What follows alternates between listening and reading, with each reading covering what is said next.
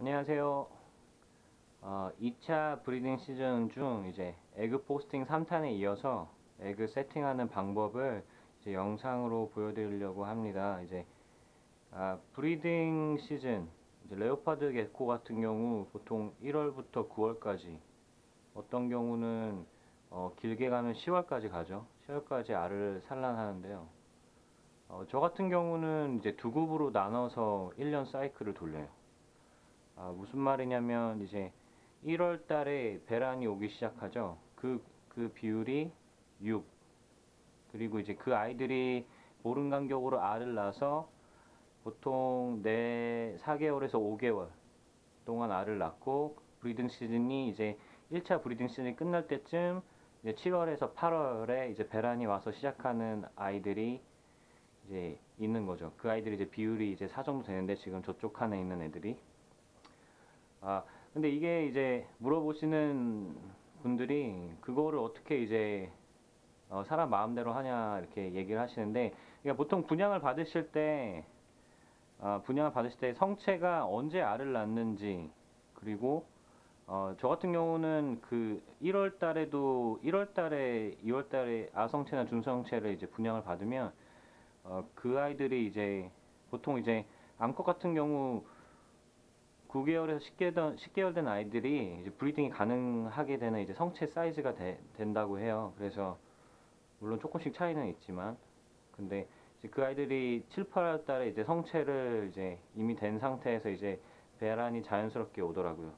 그리고 이제 그 책에서 얘기를 하는 게, 그 어떠한 시스템이 이렇게 갖춰졌을 때 이제 배란이 온 애들과 음, 어, 같이 두면은 이게 자연스럽게 그 주기가 비슷해진다고 해요.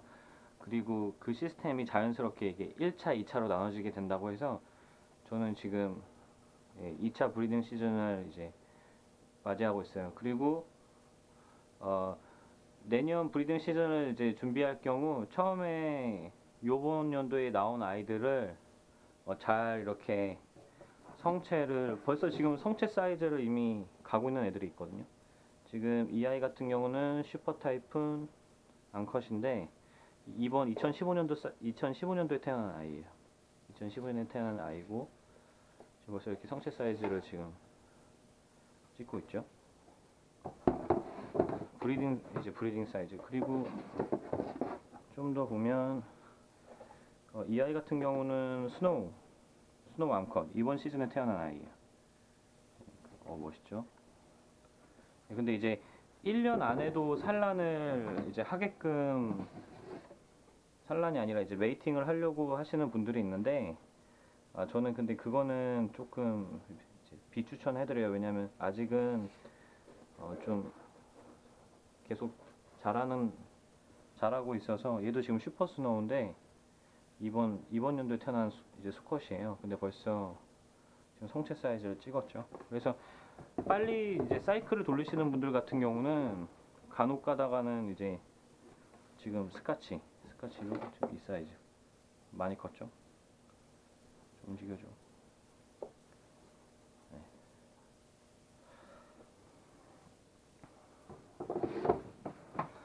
그래서 본론으로 돌아가서, 이제 이쪽 아이들이 오늘 아침에 보니까 좀 알을 낳았었는데, 자, 이 아이가 알비노 헤페타메스. 왜 안 열려? 지금 이게 암컷인데 지금 이렇게 하고 있는 게 알을 보호하고 있는 거라고 하더라고요. 그리고 애프터 거의 확실히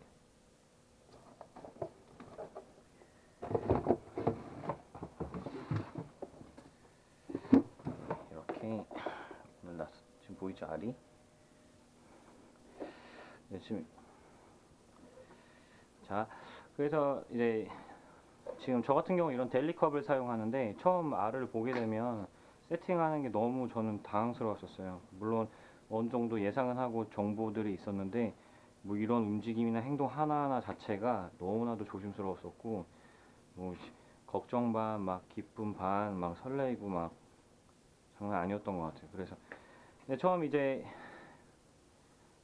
이게 어느 정도 익숙해지면 제가 해보니까 이게 그냥 자연스럽게 감이 생기는데 그 전에는 그냥 공식을 따라가는 게 마음이 제일 편하더라고요. 왜냐면 이게 습도를 얼마나 조절해야 되고 그 다음에 펄라이트를 얼마나 넣어야 되고 이제 버미큘라이트를 써야 되나 펄라이트를 써야 되나 막 너무나도 많은 정보 속에서 내가 어떤 거를 선택해야 될지 모르겠고 심지어는 비율마저 그 론트램퍼가 말하는 비율하고 그 사소백이 말하는 비율하고 그리고 또 인터넷에서 말하는 비율하고 정말 다 달라요. 근데 이제 이게 어느 정도 하다 보면은 아 이게 제일 안전하다 이게 제일 좋다라는 게 어느 정도 감이 생기더라고요. 물론 어느 게 맞다 어느 게 틀리다가 라고 하기 전에 이게 이제 어느 정도 이게 좀 너무 축축하지도 않고 또 너무 마르지도 않고 근데 살짝 마른 게 오히려 너무 이제 습도가 있는 것보다는 오히려 더 안전하더라고요. 그래서 지금 설명을 드릴 텐데 지금 한번 세팅하는 거 보여드릴 텐데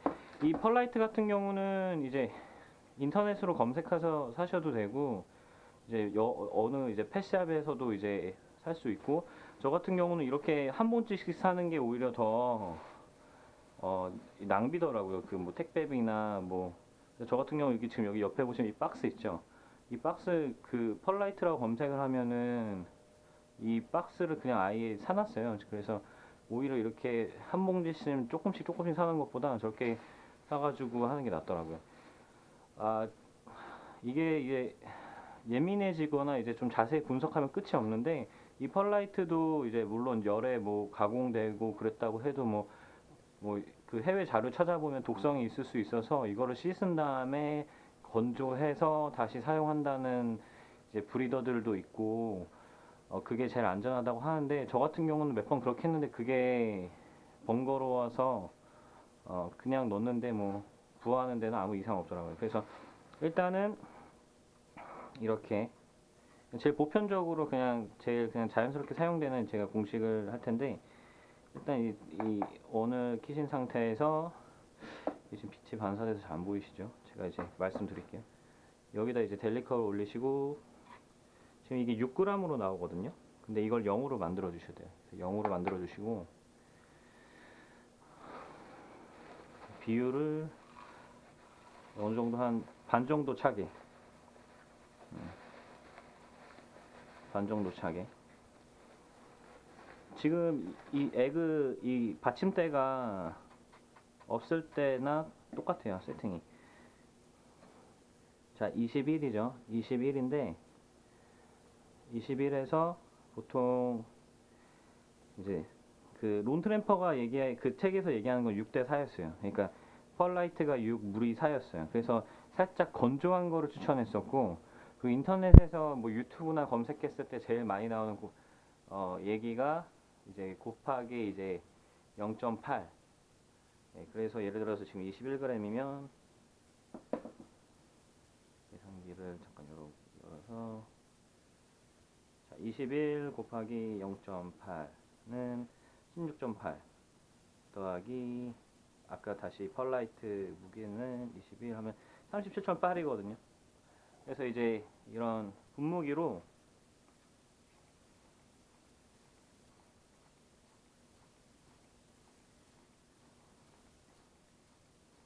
37.8 이렇게 이거 할 때 뭐 처음에 저 같은 경우는 그 옛날 생각이 나는데 조금이라도 이제 안 맞으면 큰일 나는 줄 알고 막 난리도 아니었어요. 아 이거 진짜 큰일 나는 거 아닌가. 그리고 다시 세팅하고 이러는데 전혀 상관없어요. 이게 제가 해보니까 그래서 약간 제가 느끼기에는 제가 봤을 때 저한테서 제일 좋은 세팅이에요. 알이 잘 부화되는 기준이. 이게 너무 축축한 것보다 살짝 드라이한 게 좋더라고요. 그리고 이제 여러 책들에서 이제 버미큘라이트보다 이제 펄라이트를 추천해준 이유가 이 입자가 공기 순환이 잘 된대요. 그래서 알이 이제 물하고 이제 습도를 이제 흡수하면서 성장하는데 아무래도 공기 순환이 잘 되는 게 좋다고 하더라고요. 그래서 저는 이거를 사용해요. 그래서 이렇게 된 상태에서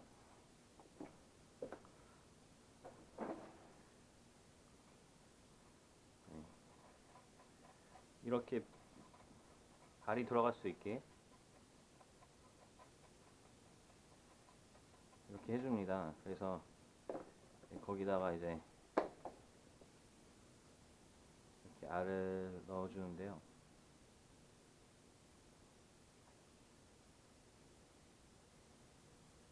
보이시죠? 자, 이렇게 위에 손구멍을 표시하셔도 되고, 저 같은 경우는 손구멍을 잘 표시 안 해요. 뭐 그렇게 어차피 알을 따로 빼가지고 뭐 뒤집거나 그런 일 없으니까, 혹시 모르니까 이렇게 세팅해 주시고 이렇게 닫아 주시면 됩니다. 그리고 간단하죠, 생각보다. 예, 이게 보통 이제 아까 분무기로 뿌린 다음에 흔들어서 잘 섞이게 하셔도 되고, 전 이렇게 세팅해도 되게 무관해요. 그래서 이거를 지금 치운 상태에서, 이게 제가 지금 이런 송곳으로 구멍을 뚫는 이유는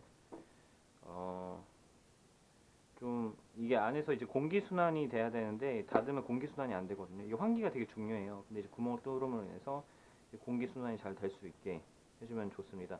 그 어떤 세팅 예민하게 하는 분들 같은 경우는 이 구멍 뚫리고 나서의 그 차이 나는 그거를, 차이 나는 무게까지도 생각을 해서 다시 물을 이제 공급을 해주는데, 그 결과적으로 이제 많이 해보니까 그게 크게 차이가 없더라고요. 그래서 저 같은 경우는 이런 식으로 해줍니다.